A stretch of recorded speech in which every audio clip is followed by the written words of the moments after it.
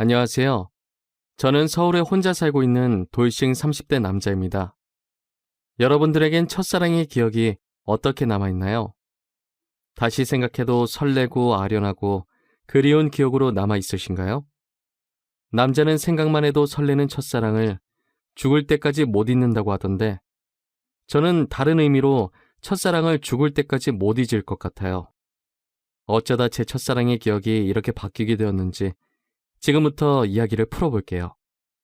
저는 고등학생 때 같은 반이었던 아내를 보고 첫눈에 반해 짝사랑을 해왔었어요. 가슴 간질간질거리는 저의 첫사랑이 그렇게 시작된 것이죠. 아내는 미모가 뛰어나서 전교생에게 정말 인기가 많았어요. 여자들은 아내가 쓰는 물건들을 따라 샀었고 학교에서 인기 좀 있다는 잘생긴 애들도 아내의 뒤를 졸졸 따라다녔었어요. 하지만 저는 잘생긴 것도 아니고 그렇다고 날씬한 것도 아니라서 뒤에서만 아내를 봤었어요. 정말 평균 이하의 외모에 살집도 있는 편이라 제가 봐도 너무 별로더라고요.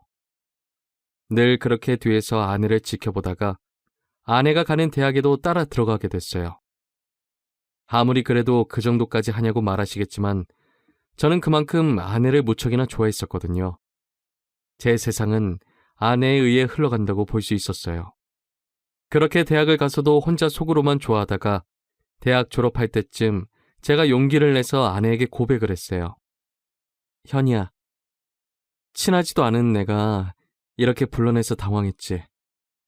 졸업하기 전엔 꼭 너한테 하고 싶은 말이 있어서 불렀어. 나, 너 좋아해, 현이야.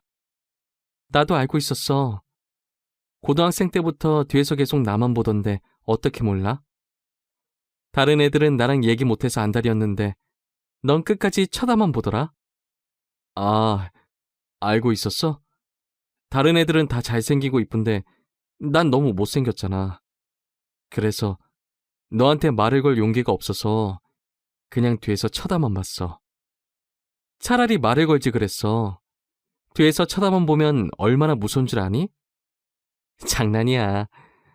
오히려 다른 애들과는 다르게 특이해서 자꾸 눈길이 가더라고. 아, 그랬어?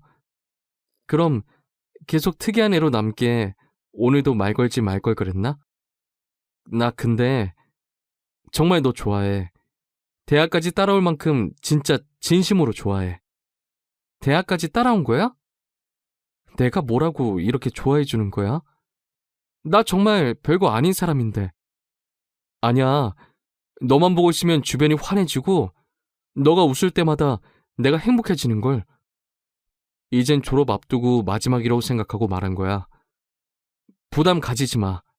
대답 안 해줘도 돼. 왜? 난 대답하고 싶은데. 원래 고백은 대답 들으려고 하는 거 아닌가? 나는 좋아. 우리 한번 만나보자. 아직 어리니까 가볍게 만나보고 아니면 그때 헤어지면 되지. 저는 인생은 믿져봐야 본전이라는 생각에 당연히 차일 것이라고 예상하고 고백한 것인데 예상 밖으로 아내는 활짝 웃으면서 저를 받아주더라고요. 그렇게 저희는 얼떨결에 연애를 하게 되었어요. 남들과 똑같이 데이트도 하고 사랑을 나누었죠. 아내 주변에서는 도대체 저를 왜 만나냐고 했었는데 그냥 웃기만 하더라고요. 저는 이유가 뭐든 지금 아내와 사귀고 있다는 자체가 행복해서 아무런 상관이 없었어요. 그리고 졸업을 하고 저는 운 좋게 대기업에 취업을 하게 되었어요.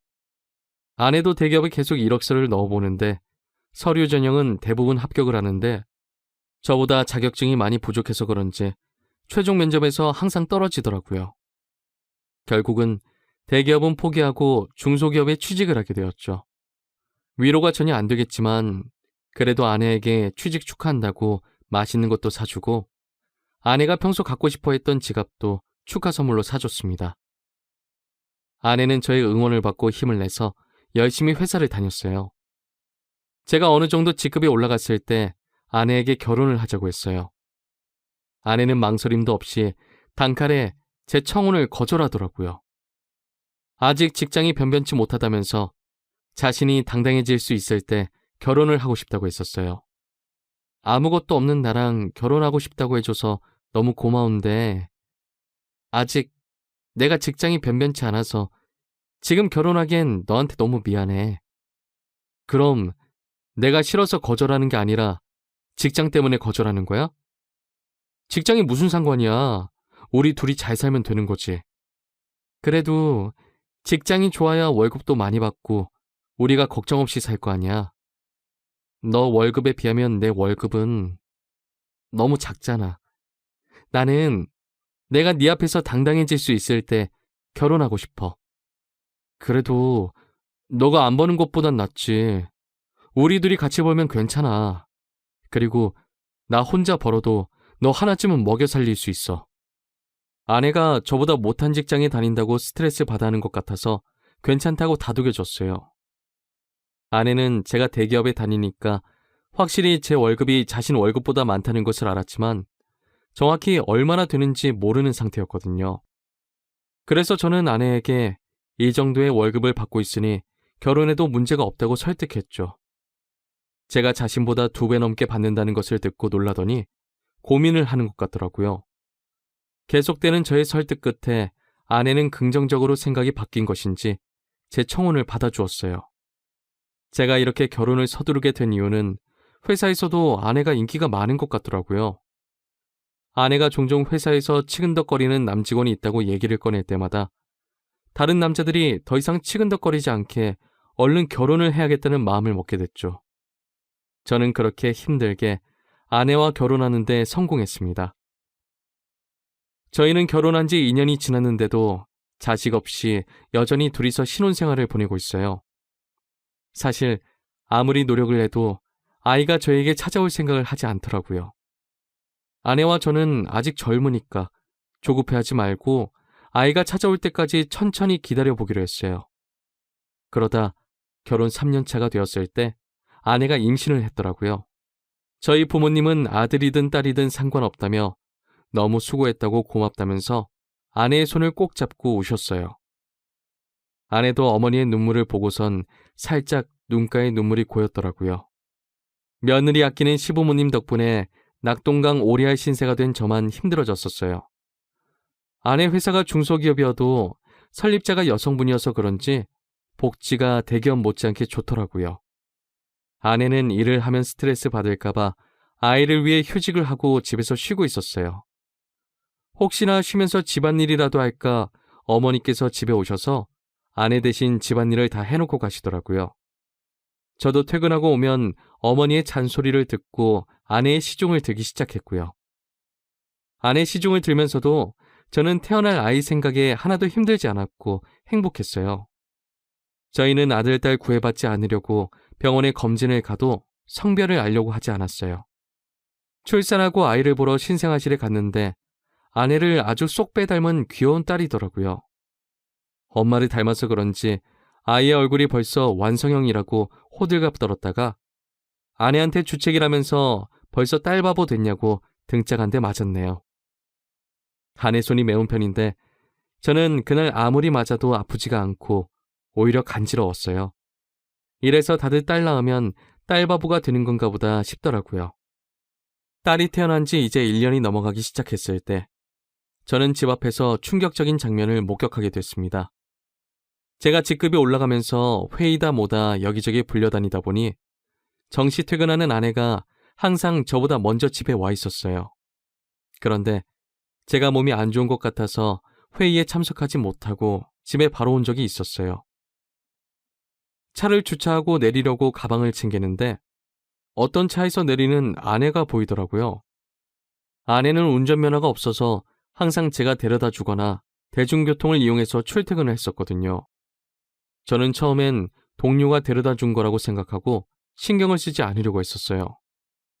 그런데 아내가 집에 들어가려고 할 때 남자가 차에서 내리더니 아쉽다는 듯 아내의 손을 잡더라고요. 저는 내리려고 손잡이에 올린 손을 떼고 그 모습을 어처구니 없이 쳐다보고 있었어요. 아내는 남자를 보면서 웃고 있고 남자는 잡은 손을 앙탈 부리듯이 흔들고 난리도 아니더라고요. 다른 사람이 보면 그 둘이 부부인 줄 알겠더라고요. 하필이면 제 차가 입구 정면에 주차하고 있어서 제 블랙박스에 그 장면이 그대로 다 찍혔었어요. 저는 차 안에서 나오지 않고 아내가 들어간 후에도 그 장면만 계속 돌려보고 있었어요.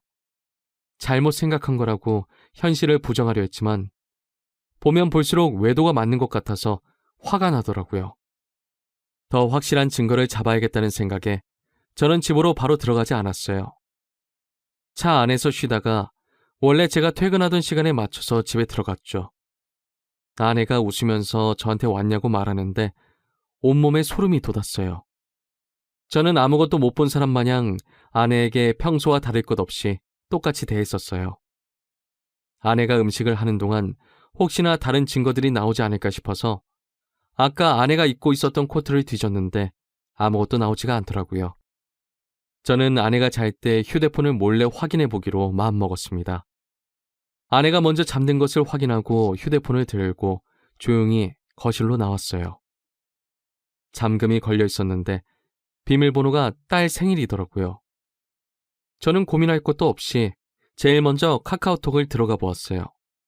전부 회사 직원들과의 단톡이나 제가 알고 있는 고등학교 친구들과의 단톡이었는데 유일하게 한 사람만 개인톡을 하고 있더라고요. 저장명도 심상치 않은 게 제 직감으로는 이 사람이 아까 아내를 데려다 준 사람이라고 생각했죠.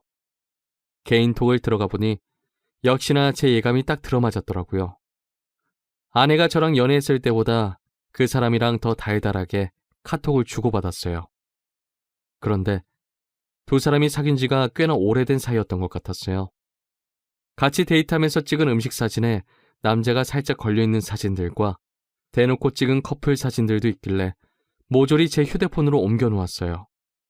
그리고 다음날 아침밥을 먹으면서 아무렇지 않은 표정으로 평소 대화하듯 아내에게 이혼 서류를 준비하라고 했어요. 아내는 잘못 들은 건가 싶은 표정으로 갑자기 무슨 소리냐고 하더라고요. 저는 아무 말 하지 않고 커플 사진을 아내의 폰으로 전송했어요. 방금 내가 당신한테 사진을 하나 보냈는데 그게 우리 이혼 사유야. 그러니까 군말 없이 퇴근하면 이혼 서류 준비하고 당신 짐 싸놓고 있어. 여보, 내가 미안해. 다신 안 그럴게. 잘못했어. 내가 당장 그 남자 정리할게. 우리 딸을 봐서라도 이 엄마는 안 돼. 엄마는 아빠 없는 애로 키울 수 없잖아. 안 그래? 그걸 아는 사람이 남편 두고 이렇게 딴 남자를 만나고 있었던 거야? 저번에 친구랑 저녁 먹고 온다고 했던 날도 그 남자랑 먹었더라? 그땐 정말 아무 사이 아니었어. 그날은 둘 다 상사한테 엄청 혼나고 퇴사 고민할 만큼 힘들길래 같이 저녁 먹으면서 하소연하고 헤어진 게 다야. 진짜야. 거짓말 치지 마. 내가 그전 대화까지 안 봤을 것 같아? 내가 사진만 대충 본 줄 아는 거냐고. 대화 내용까지 다 봤는데 왜 거짓말 치는 거야? 나도 모르겠어. 이렇게 거짓말 해서라도 당신 잡고 싶었나 봐. 내가 잘못했어. 나를 욕해도 좋아. 그런데 이혼만은 절대 안 돼, 여보. 그래? 그럼 지금 그놈이랑 당장 헤어져. 그렇지 않으면 난 무슨 짓 할지 몰라. 당신 회사에 불륜 증거 다 뿌리고 이혼할 수도 있어. 아내는 회사에 불륜 사실을 알리겠다고 하니 당장 그 남자에게 전화해서 이별을 통보하더라고요. 그리고 며칠 뒤 아내한테 들은 얘기인데 아내와 헤어지고 그 남자는 이직을 했다더라고요. 어디로 이직했는지는 모르고 남자가 휴대폰 번호를 바꿔버려서 만약에 다시 만나고 싶다고 한들 만날 수 없는 상황이라고 확실히 관계가 끝났다는 것을 말해줬어요.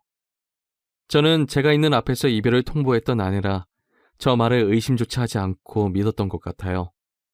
조금이라도 의심해보고 제가 직접 알아봤어야 할 내용이었는데 말이에요. 그리고 저희는 다시 예전 신혼 때처럼 관계 회복에 성공했어요. 아내가 미안했는지 그 사건 이후로 제게 과하다시피 너무 잘해주더라고요. 그 행동도 의심해봤어야 했는데 말이에요. 그 사이에 귀여운 딸이 저희에게 한 번 더 찾아왔어요. 이번에도 아내를 쏙 빼닮아 너무 이쁘더라고요. 어쩜 두 딸 모두 좋은 유전자만 받고 태어난 건지 눈에 넣어도 안 아플 지경이었어요. 제가 한동안 딸 보는 재미가 얼마나 쏠쏠했는지 몰라요. 주위 사람들한테 요즘 딸 보는 맛에 산다고 말하고 다닐 정도였어요. 요즘은 아들보다 딸이 더 좋다고 하던데 딸들을 보고 있으니 왜 그런 말을 하는지 알 것 같았어요. 어찌나 애교도 많고 저를 보고 방긋방긋 잘 웃던지 나중에 커서 딸이 결혼한다고 하면 정말 대성통곡할 것 같았어요. 저는 영원히 제 딸들을 옆에 끼고 살 수 있을 줄만 알았어요. 그날만 아니었다면 말이죠. 제가 중요한 프로젝트를 맡고 있어서 잠을 제대로 못 잔 적이 있었어요. 평일엔 프로젝트 때문에 주말엔 딸들 보느라 피로가 누적이 되었던지 그날은 정말 낮잠을 안 자면 제가 과로사할 수도 있겠다는 생각이 들더라고요. 웬만하면 아이들을 봐주려고 했는데 도저히 못 버티겠어서 정말 오랜만에 주말에 잠시 낮잠을 잤었어요. 그러다 중간에 목이 너무 말라서 잠에서 깨버렸어요. 거실에서 아내가 통화를 하는지 문틈 사이로 아내 목소리가 어렴풋이 들리더라고요. 스피커폰으로 해놓은 건지 간간히 다른 사람 목소리도 들렸었어요. 저는 목이 말라서 아플 지경이길래 물을 마시려고 손잡이에 손을 올렸는데 아내가 하는 말에 문을 열지 못하고 그 자리에서 굳어버렸어요. 오늘 남편 얼굴 보는데 날이 가면 갈수록 더 못생겨지더라. 살만 디룩디룩 쪄서 진짜 얼굴 맞대고 밥 먹기 힘들어. 같은 공간에 있기도 싫어. 그러니까 내가 계속 이혼하라고 했잖아. 언제 이혼할 건데? 이대로 살 생각이야? 도대체 언제까지 이러고 있을 건데? 나 이제 당신 남편이 불쌍해 보일 지경이야. 아니 뭐 아직 애들도 어리고 내 월급으로 애들 키우는 건 힘들잖아. 그렇다고 당신 월급도 많은 게 아니니까 조금만 더 있다가 하려고. 이혼할 생각이 있긴 한 거야? 내가 봤을 땐 당신 남편이 가진 돈 때문에 이혼 안 할 것 같아. 말로만 이혼할 거라고 하고 계속 이런 식이면 나 당신 남편한테 다 말할 거야. 아, 좀 기다려보라고 했잖아. 왜 이렇게 보채는 거야? 매력 떨어지게. 우리 딸 부족함 없이 키워야 하지 않겠어? 그러니까 조금만 참아. 그건 그렇긴 한데 나도 애기들 보고 싶단 말이야. 맨날 사진으로만 보고 나도 실제로 애기들 알아보고 싶어. 근데 지금 자기 애도 아닌데 자기 애라고 믿고 저렇게 좋아 죽는 꼴이 너무 웃겨. 진짜 멍청한 거 아니야? 얼굴이 자기랑 너무 다르잖아.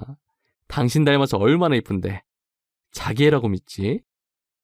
얼핏 들었을 때 대화 내용으로 아내가 상간남이랑 통하고 있었다는 걸 알아차렸어요.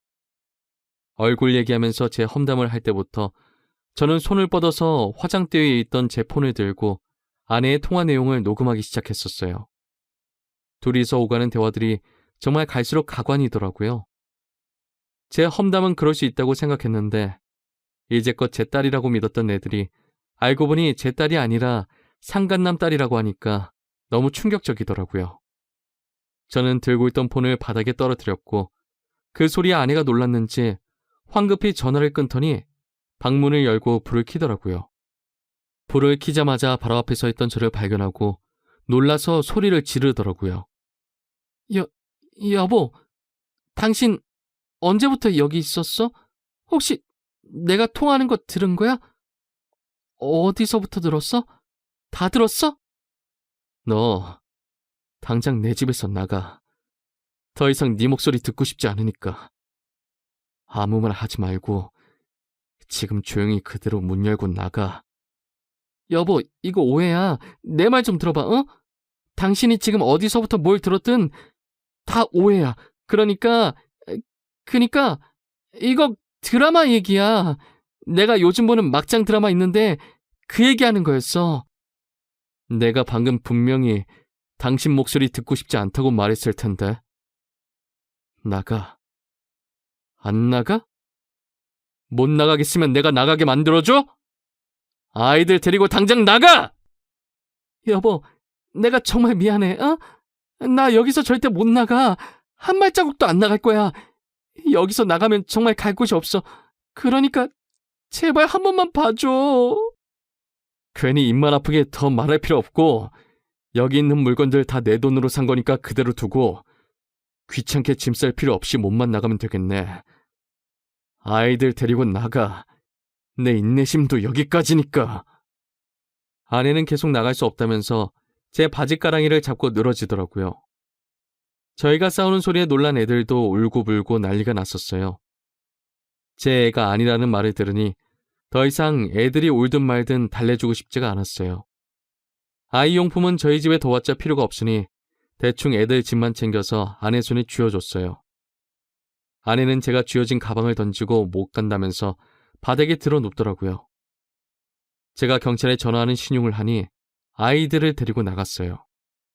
알고 보니 아내는 전에 저한테 들켰던 그 상간남과 계속 만나고 있었더라고요.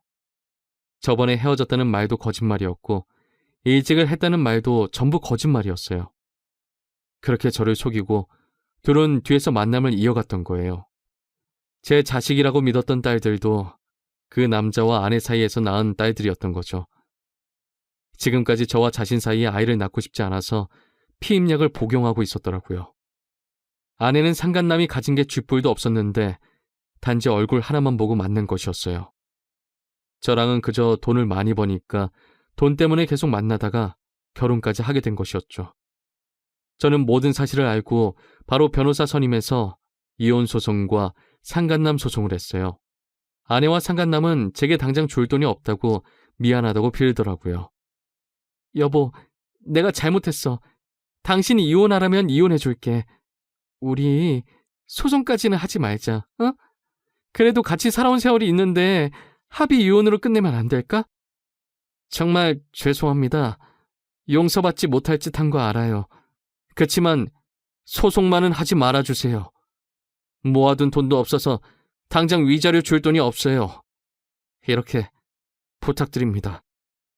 이렇게 될 거라고 예상을 못했나 봐요. 제가 저번에도 용서하고 넘어가 주니까 이번에도 사과하면 그냥 넘어갈 줄 알았어요? 저 절대 고소 취할 생각 없습니다. 아내가 외도한 게 이번이 처음도 아니고 심지어 똑같은 남자랑 다시 외도를 했는데 저는 너무 괘씸해서 그 둘을 선처해줄 마음이 전혀 없었어요. 결국 둘은 저한테 줄 위자료가 없어서 사채까지 써서 줬더라고요. 매달 정확하게 들어오는 월급 받고 사채를 쓴 모양인데 제가 가만히 있을 리 없었죠. 저는 불륜 증거들을 아내 회사에 뿌리기 시작했어요. 회사 내 커뮤니티에 익명으로 녹음본과 함께 글도 올렸고 팩스로 커플 사진들도 보내고 제가 할 수 있는 건 다 했었어요. 결국 아내와 상간남은 회사에서 질타를 받으며 그대로 쫓겨났습니다. 그리고 현재까지도 빚쟁이들을 피해 도망 다니고 있는 것 같더라고요. 그러게 처음 제가 용서하고 넘어가 줬을 때 정신을 차렸어야 했는데 자기 발등 자기가 찍는 짓을 왜 하나 싶습니다. 저는 정말 죽을 때까지도 이 일을 절대 못 잊을 것 같아요. 다시는 결혼할 생각도 그렇다고 연애를 할 생각도 전혀 없어요. 저는 이렇게 혼자서 걱정 없이 사는 것도 괜찮을 것 같다는 생각을 해요. 오히려 부양할 가족이 없으니 마음이 더 편해졌어요. 저희 어머니는 아직도 집사람이 바람펴서 이혼한 줄 모르고 계세요. 나이도 많으신데 혹시나 충격에 쓰러지실까봐 영원히 제 가슴에만 묻어두려고 합니다. 여러분들은 첫사랑의 기억이 꼭 이쁘게 남아있었으면 좋겠네요. 지금까지 제 이야기 들어주신 모든 분들께 감사합니다. 모두 가족들과 행복하고 따뜻한 겨울 보내시길 바랍니다.